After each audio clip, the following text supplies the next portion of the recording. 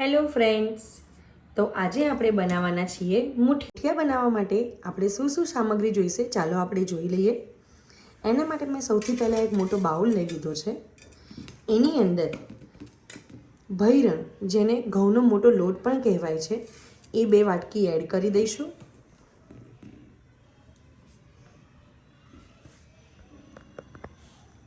બે ચમચી ચણાનો લોટ એડ કરી દઈશું.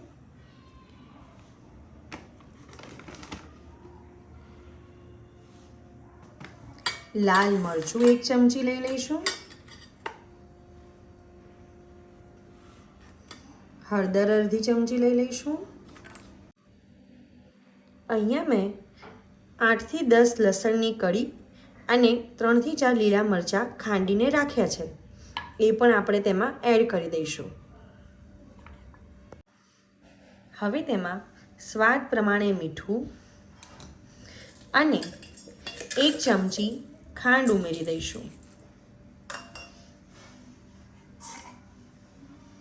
થોડુંક તેલ, અંદાજિત 2 થી 3 ચમચી ઉમેરી બધો મસાલો મિક્સ કરી દઈશું.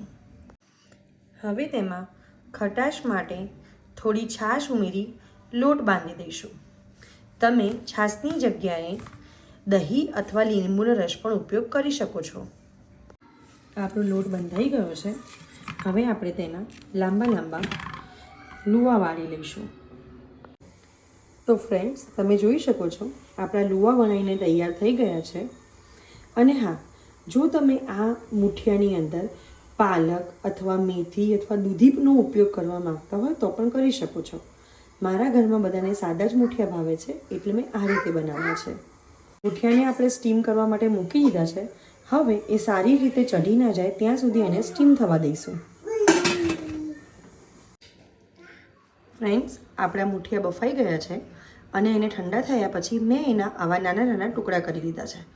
તો ચાલો હવે આપણે તેનો વઘાર કરી લઈએ. વઘાર માટે એક કઢાઈમાં 2 ચમચી તેલ ગરમ થાય એટલે એમાં 1 ચમચી રાઈ ઉમેરીશું. રાઈ સંતળાઈ ગયા બાદ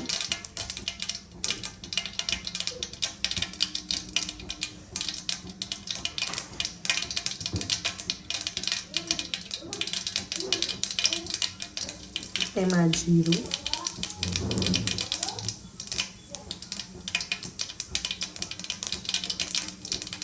અને તલ નાખી દઈશું. તલ નાખ્યા બાદ તેમાં મુઠિયા નાખી દઈશું. હવે બધું એકવાર મિક્સ કરી દઈશું. મિક્સ કર્યા બાદ તેમાં અડધો લીંબુનો રસ અને કોથમીર ઉમેરી દઈશું.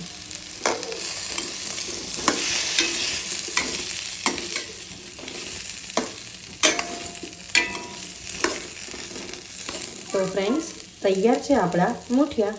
ચાલો તેને સર્વ કરી લઈએ. તો ફ્રેન્ડ્સ, તૈયાર છે આપણા મુઠિયા. આને તમે કેચઅપ અથવા લસણની ચટણી સાથે પણ ખાઈ શકો છો. આને તમે ઇવનિંગ સ્નેક્સ તરીકે પણ ખાઈ શકો છો, અથવા તો રાત્રે હળવા ડિનર તરીકે પણ લઈ શકો છો.